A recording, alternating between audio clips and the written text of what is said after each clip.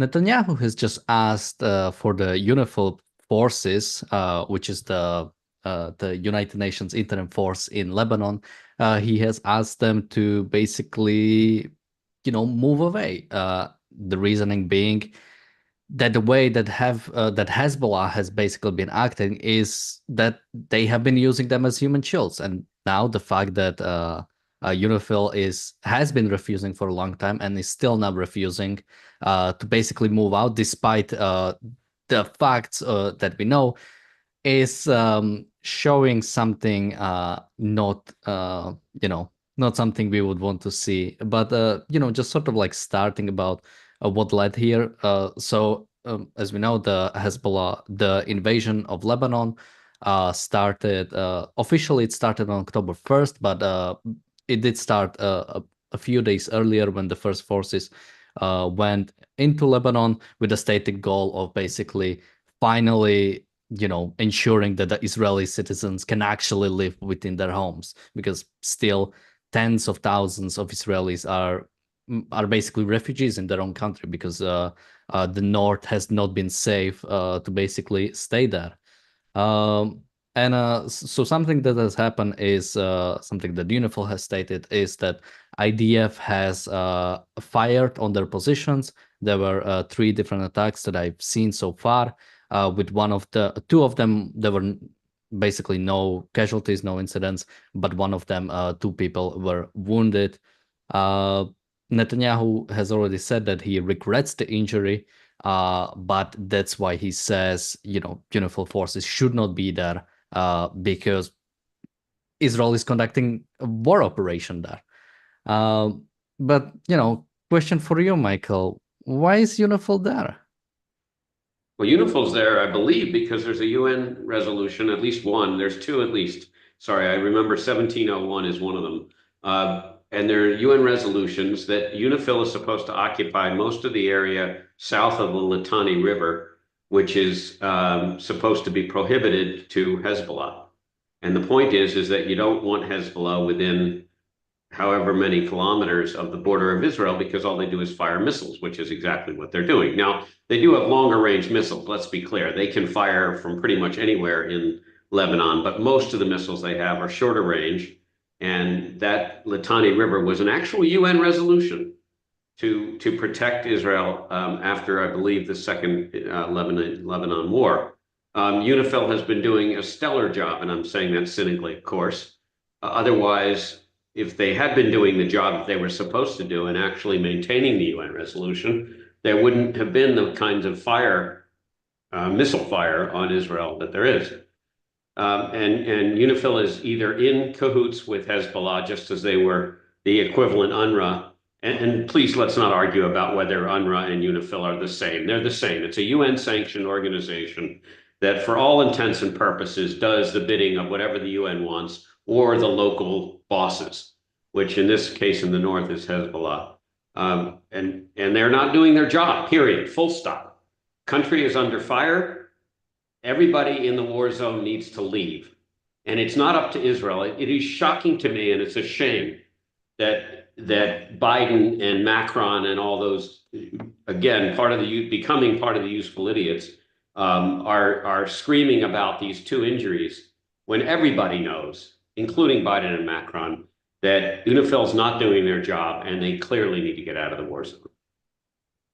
So yeah, you're right. Basically, with the resolution 1701, basically, UNIFIL actually has existed before. I think the first time the sort of like UNIFIL was created was in 78. So before even before the Civil War, basically, I think. And something that's always weird, something I really dislike about organizations like this is when they have like super vague goals, and it's similar to sort of UNRWA. Like you don't even there is almost not an end stage, and it's similar to sort of UNIFIL, like an end stage. Like it's supposed to, after the resolution 1701, it was supposed to, report to the UN Security Council and also basically try to enforce the resolution. It hasn't happened. Nothing. My favorite thing is always to bring up is that basically that resolution was applied to Hezbollah, applied to Lebanon, and it applied to Israel. Basically, Israel had to completely pull out of Lebanon. Hezbollah had to pull out of the southern part, and I think also Lebanon had to ensure some sovereignty. And UNIFIL has been was supposed to work with the Lebanese forces to basically make sure Lebanon is not in the south. And it has been almost 20 years, and now that Israel has actually gone into Lebanon, they found like staging grounds for October 7th like attack. They found basically Hezbollah has been operating in the south, and nothing has happened. So as I've said, Netanyahu, and this happened just a few hours ago, when he sort of like made a speech, or sort of like made a short statement to the UN Secretary General Guterres. So responses are still coming out. I'm checking the news to see if anything new brings up. Well, something I should say before. Also, Pope has weighed in. He said we should respect the UN peacekeepers. I am close to all the people involved, Palestine, Israel, Lebanon, but I ask the UN peacekeepers be respected. And he also called for immediate ceasefire. So that's Who is nice it? from Sorry, Daniel, who was that? Pope. Yeah, yeah. So yeah, basically what Netanyahu has did, he accused Hezbollah of using UNIFIL as human shields. As I've said, something that I believe Yoav Galant has said is that Hezbollah has been intentionally firing from positions that are really close to like UNIFIL stations. Basically, so if Israel does any response, there is a chance that, yeah, while UNIFIL is there is a chance that something might happen. And again, Hezbollah knows this. That's why, similar to what has been happening in Gaza, Hamas knows that if they shoot from a residential building where there are civilians, that if Israel responds, they will die. Something will happen to them, and they know that, and they know that they know people will then use it against Israel, despite what the other side has been doing. So also just a response, basically the Lebanese prime minister, who, by the way, last time what he said is when Nasrallah got killed, that it was attack on Lebanese sovereignty, not the fact that there is a paramilitary force living within your nation and occupying like majority of your southern part. That's not the attacks on sovereignty. It's someone actually taking out that person. So he has said the warning that Netanyahu addressed to Guterres, demanding the removal of UNIFIL, represents a new chapter in the enemy's approach of not complying with international norms. So, Michael, what do you think about that? Well, there's a fable called The Emperor's New Clothes. And you have the emperor walking around thinking he's dressed up. I think he kind of knows that he's naked, but he's running around in this gold, supposedly beautiful, beautiful garb, but he knows he's naked. And everybody's listening to him and everybody's saying ooh and ah, and it's amazing. And this ridiculous farce is perpetuated until I think it was a kid, finally says, wait a minute, you're naked. And then the whole thing collapses. Now, we all need to, we've been talking about this war for over a year, and we all need to stop with the farce. The UN is completely broken, completely. I'm sure there's one or two programs there out of their giant budget that are reasonable. I don't know what they are, but I'm sure they are. And there's some UN heritage sites, which I'm sure are very nice. But we need to stop believing the UN does anything useful in the world. In fact, if anything now, they are clearly on the side of the majority of countries which belong to the UN, which are dictatorships, autocracies, theocracies, and evil governments that don't respect individual freedoms. Now, if you're one of the useful idiots who doesn't respect individual freedoms, except when it comes to your ability to use TikTok and X and so on, then you should definitely vote for these people and listen to what they have to say. If you're anybody else who's normal, if you're a productive person in society paying taxes, if you like individual freedoms, if you like to have shows like this where you're actually allowed to express your opinion without somebody coming in at 2 a.m. in the morning and cutting off your arm and beating the shit out of you and then putting you in jail or letting you bleed out and die, then you ought to just call the UN what it is, which is a festering sore in the world.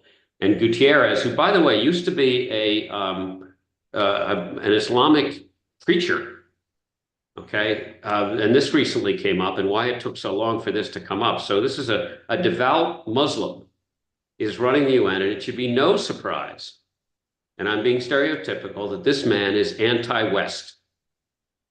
And he caters, he gives mouth service to the US a little bit because they fund most of his crap. But this is obviously all absurd. We need to stop listening to this and believing that any of these organizations have any legitimacy. I'm disappointed that at this point in the war, that Israel is responding to this with sort of an apology. And it's not, there should be no apology other than to say we're very upset when people who are not holding a gun to our heads are harmed.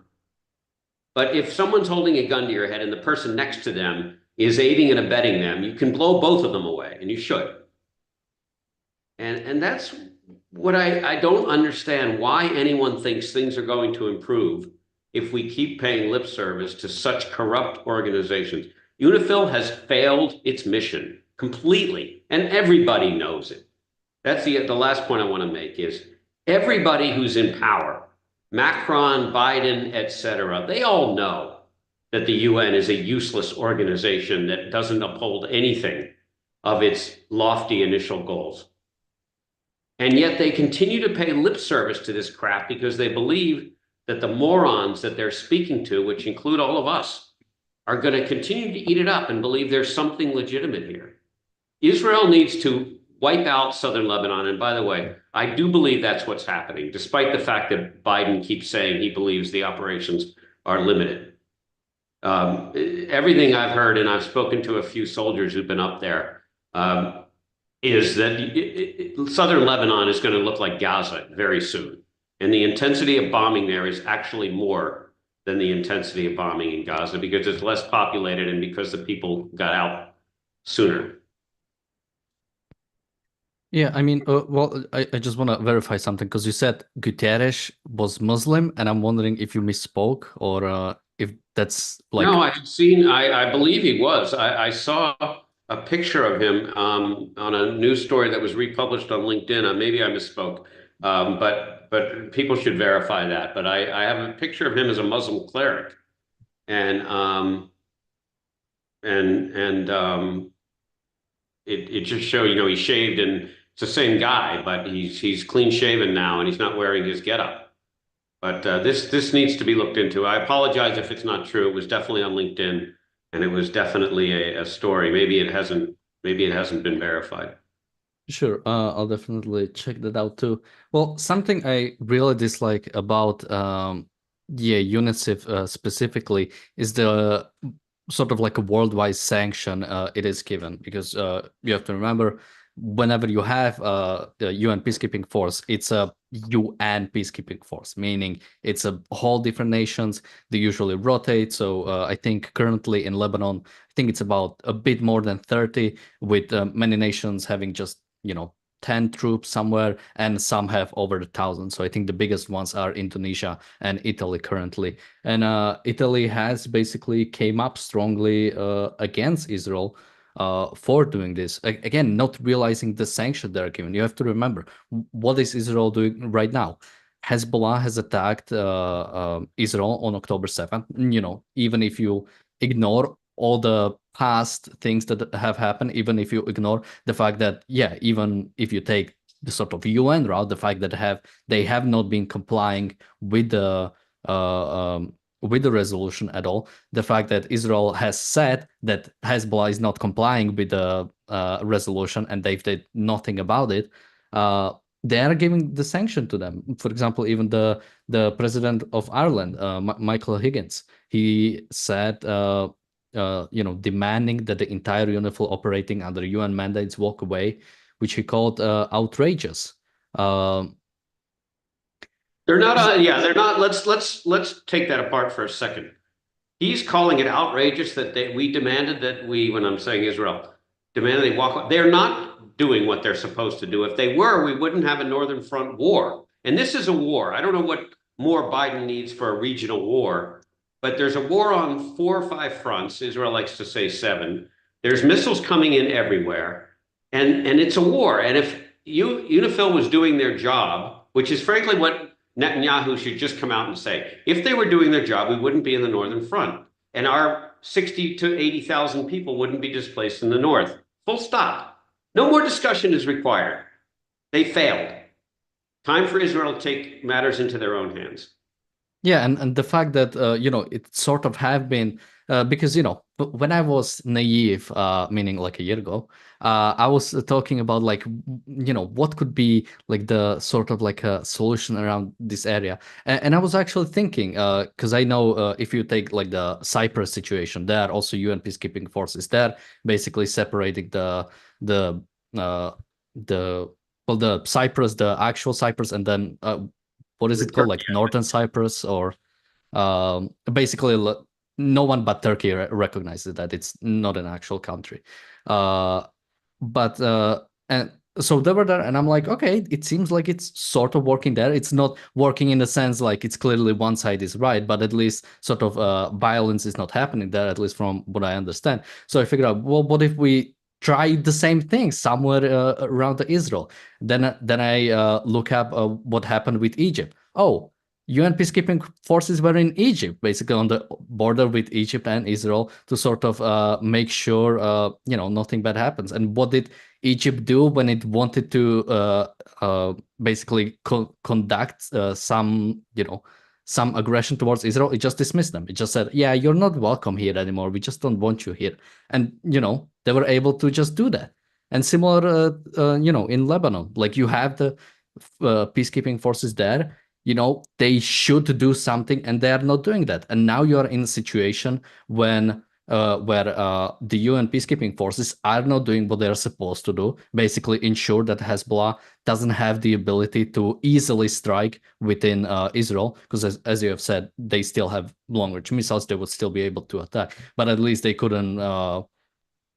They wouldn't be that close because there are Israeli villages like really close to the border of Lebanon. So it's like many of them are right on the border. So the US peacekeeping forces are not doing it. And when Israel wants to do it, the fact that they are there is basically making it impossible to do it, because I'm always trying to really find out, sort of put out the best case, sort of put out the best, reasonable case why they are there, why they are doing what they're doing. And I'm really trying to figure out why is this situation basically impossible for Israel. They cannot do anything without seemingly angering the whole world. And the thing is, yeah, it looks like no one just wants Israel to defend itself. When Israel tried to respond against Hezbollah, that's the first time the resolution 1701 was brought up. Nothing that Hezbollah did, that wasn't the issue. The people only started talking about the resolution once the sort of Israeli invasion of Lebanon started. And yeah, I'm trying my best, but it looks like these people just hate Israel. These people just don't want Israel to defend itself. Of course. Daniel, there's no subtlety here. It's absurd. And really, I think Israel has a huge PR mistake, and they need to hire a different firm. They cannot continue to engage in these idiotic, moronic conversations while people in the north are having missiles rained down upon them. Period. There's no discussion to be. Really, that's how silly this whole discussion is. And I truly believe it's silly. Just because the UN wants to perpetuate violence in the north of Israel, mainly so Israel gives up the whole Golan Heights, etc., doesn't mean it makes it right. Israel owns the Golan Heights. It's their property. End of story. And Israel should defend it. And I do believe for once, Israel is actually fighting this war to win, not to have the careful surgical strikes that Biden has imposed and Netanyahu accepted in Gaza. But it's the whole discussion. I applaud you for looking. There is no discussion in the north. These are ghost towns. And it's tragic. I mean, there's tech centers up there. There's all kinds of farmland. There's vineyards. There's people making real livings who actually have jobs and create value. And what is happening in southern Lebanon is Hezbollah has co-opted the whole region, put missiles into people's houses, and just wants to destroy life in Israel. And by the way, they're happy to have people killed. It's the same mindset as Gaza. Yeah, and so you said the fact that Israel owns Golan Heights. I usually don't like that sort of rhetoric.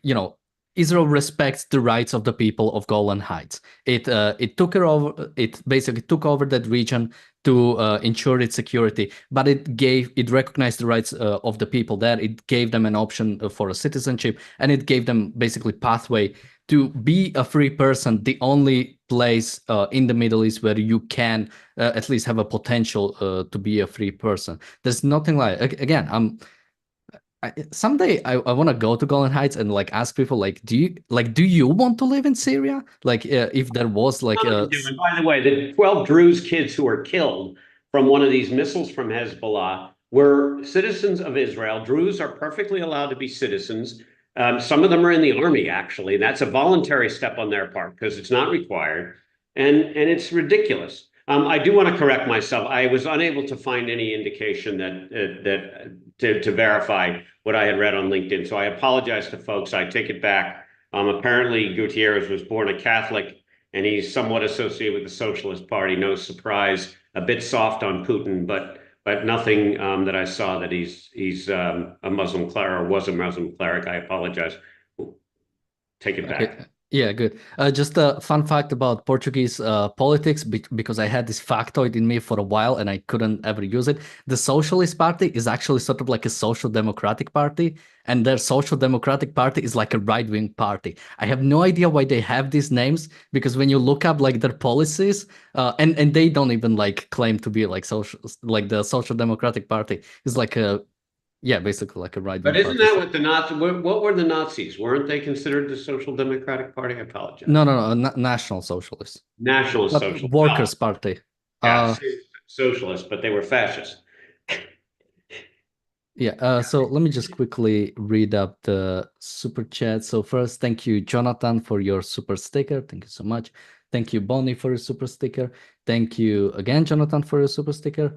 Thank you, Alex, for your super chat. She says, in 2006, we were not prepared for war. We got our asses kicked and went and begged the UN for a ceasefire. There was a strategic defeat we are still paying for. Definitely looks like it. We also have a super chat from Jonathan. Thank you so much. He says, happy early birthday, Dr. Peikoff. Wait, I thought it already happened. Never mind, I might be wrong. Okay, so there's a video I wanted to play about. Basically, let's talk about how good UNIFIL has been at sort of making sure Hezbollah is not really present in the south. So this is a video from a journalist. I should have his name, Doron Kadosh. You can find it on X, but here's the video. ככה זה נראה, בור תת-קרקעי של חיזבאללה, למטה סולם, הסולם הזה הוביל למטה, משם לחדרי שהייה, לבונקרים תת-קרקעיים, הרבה מאוד אמצעי לחימה שנתפסו שם, ותראו מה יש, רק כמה עשרות מטרים מאיתנו, עמדה של האום של יוניפיל, ומוצב שלם של כוח יוניפיל של האום. כל זה ממש פחות מ-100 מטר מהעמדות כאן, וכל השטח הסבוך הזה שעכשיו כבר הרוס וחפור לחלוטין, היה מבצע של חיזבאללה מלא באמצעי לחימה. So again, a Hezbollah tunnel. Could you hear the sound of what he was saying? I could hear a little. Yeah, I don't speak Hebrew, but Lamata means down, and Yafema means very good, and I don't know much. So basically, it was a Hezbollah tunnel, and you could see just 100 meters over there were the UN towers. And there's been more and more videos of people posting like this. Because again, you have to realize, when it comes to UNIFIL, they are not just some sort of like a Navy base, and all of them are stuck into one base somewhere, and they are spread out. They are spread out all over the southern parts. They have posts all over the place. They can move around, or they have trucks. They move around. Yet we don't hear anything. We don't hear any of their actions against Hezbollah. We don't see anything. And, again, it's sort of like, summarizing the whole topic. It really looks like the only job UNIFIL has done so far is basically provide protection for Hezbollah. Because if Israel, attacks position of UNIFIL by mistake, they are just condemned automatically. And there is always calls for Israel to uphold some sort of international law. Israel uphold these standards, while there is nothing demanded of Hezbollah. There is nothing demanded of Lebanon. I mean, you could say Hezbollah, okay, it's not part of the UN. It's just it's a terrorist organization, but we don't call it that.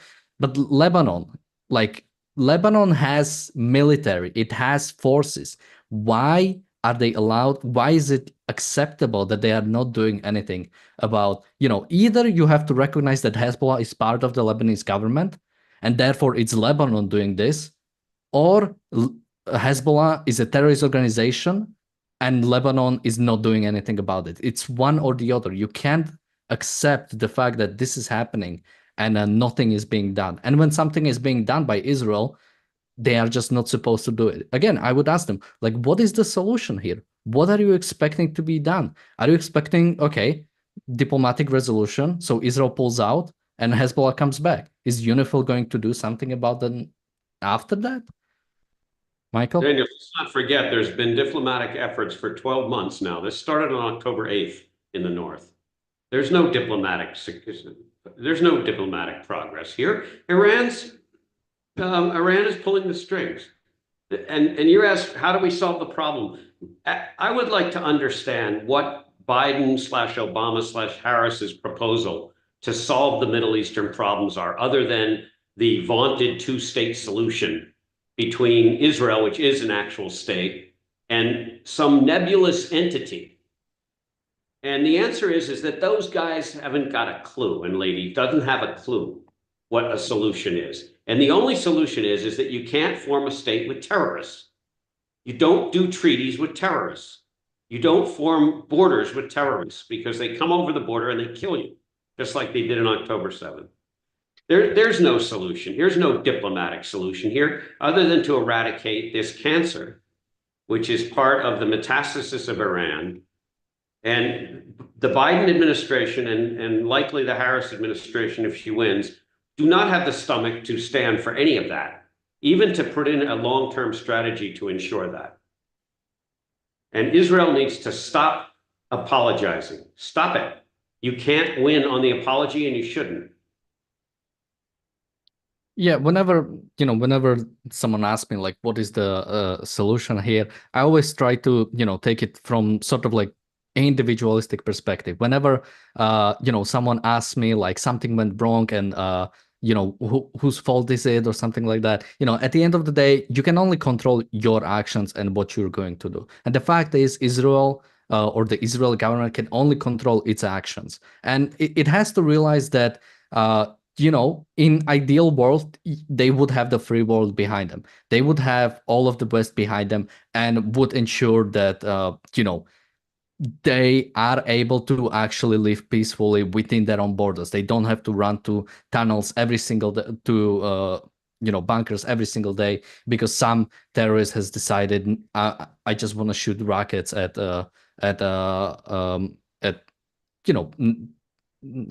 peacefully living people. And it has to realize that, yeah, it has been abandoned by the West, and it has to do something, because it really does seem like the West has pretty much given up on any sort of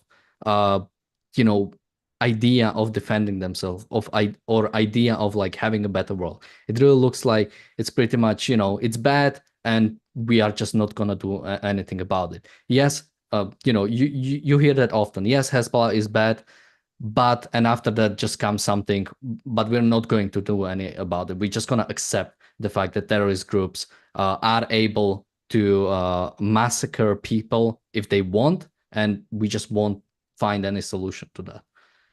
We also have a super chat from Alexei. Thank you so much. Super chat from Kale. Thank you so much. Super chat from PC, who says UN is evil. And super chat from Alex, who says there is also a scandal with the French power plant in Lebanon that was full of munitions. Macron was going nuts about what the IDF would find. Wouldn't surprise me. Michael, any closing thoughts? No, I think people just think through it. One last comment. Not only has UNIFIL not done its job, but they have not reported to anybody that could have done the job in the last 20 years. If you are unable to succeed because the terrorists are stronger than you are, then you report back to the UN, you make a public case about it, and there should be a public discourse, including the UN and including the US, about what it's going to take to ensure that Hezbollah abides by 1701.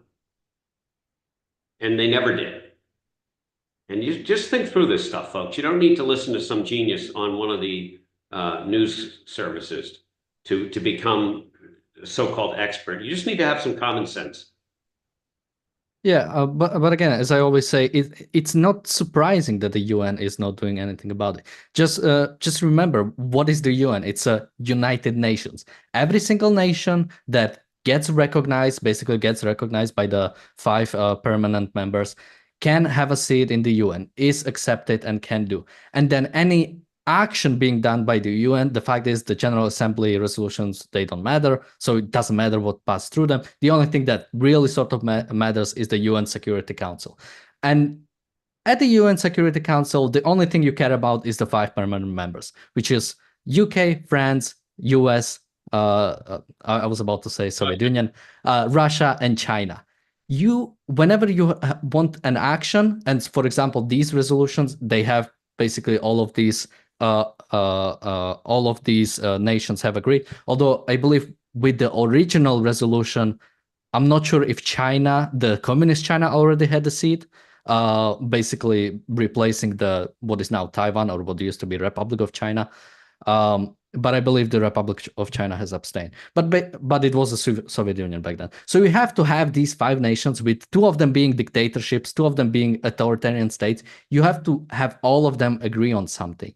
You either have to be like insanely evil for even China and Russia to go, whoa, okay, we don't want that. Or it's going to be such a compromise, such a no resolution, such a non-binding resolution, such a weak resolution that even Russia and China will basically agree to it. And honestly, even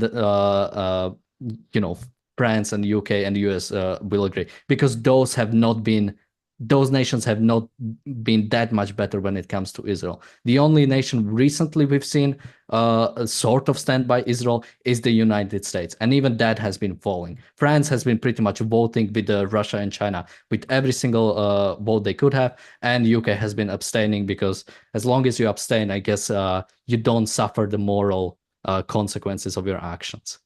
Okay, where can people find you? Kauffman 2F's LinkedIn. And you can find me on my YouTube channel, Damn Dan. Okay, thank you, Michael, for joining me today. Sorry for dragging a bit longer, and bye-bye. Have a good one.